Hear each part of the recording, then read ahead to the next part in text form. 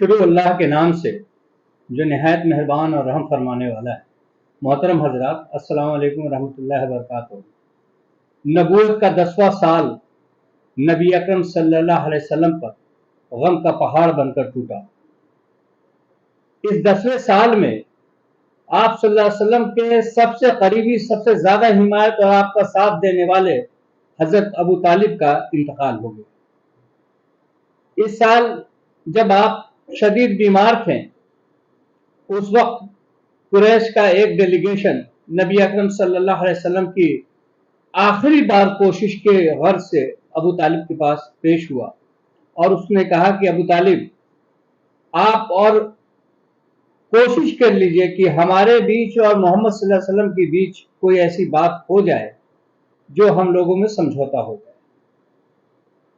हजरत अबू तालिब ने नबी अकरम सल्लल्लाहु अलैहि वसल्लम को बुलाया और कहा कि कुरैश के लोग कुछ कहना चाहते हैं।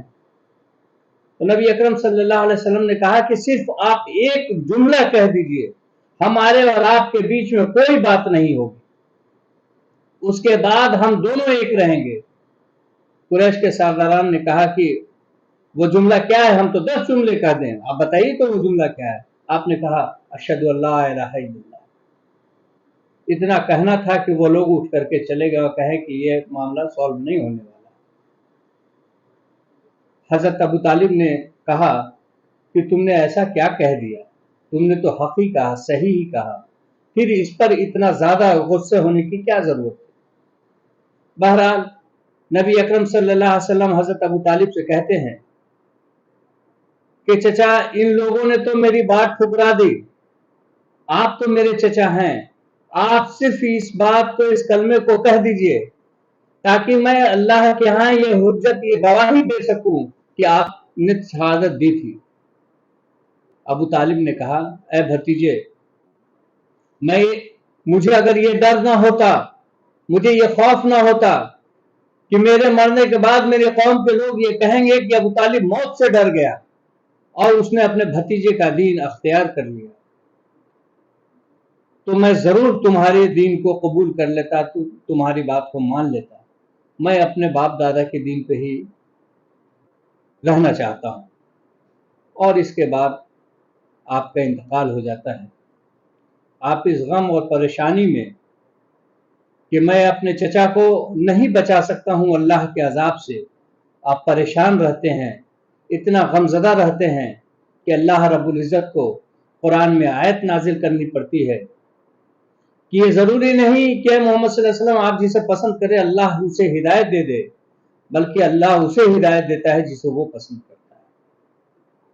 इस आयत के बाद आपका यह गम तो दूर हो गया, लेकिन तकरीबन 35 दिनों के बाद जिंदगी की हर गम और परेशानी में आपका साथ देने वाली आपकी जौजे मोहतरमा अम्मा हजरत खदीजा रज़ी अल्लाह अन्हा का भी इंतकाल हो जाता है और आप इस गम में रहते हैं।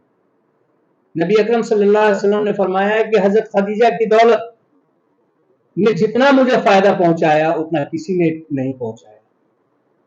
जिस वक्त मुझ पर कोई ईमान नहीं लाया, हजरत खदीजा लाई, उनकी हमेशा हमें ताईद और नुसरत मिलती रही, उनका सपोर्ट हमें मिलता रहा। आप सल्लल्लाहु अलैहि वसल्लम पूरी जिंदगी हजरत खदीजा की मोहब्बत, उनकी शफ़क़त में याद में रहे। इसी साल को आप सल्लल्लाहु अलैहि वसल्लम ने गम का साल करार दिया। लेकिन बाज़ लोग लिखते हैं कि आप दोनों के इंतकाल के बाद नबी अकरम सल्लल्लाहु अलैहि वसल्लम यानी रिश्तेदारों के गम को मनाना चाहिए, ये एक जवाब ढूंढते हैं।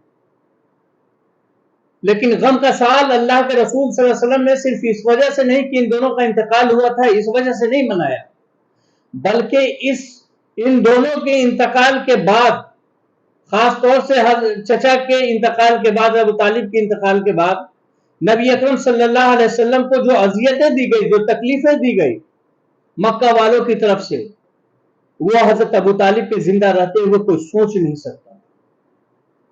और आप सल्लल्लाहु अलैहि वसल्लम जिस तरह से लोगों से बात कर लेते थे आपकी जिंदगी में, वो तमाम दरवाजे बंद हो गए।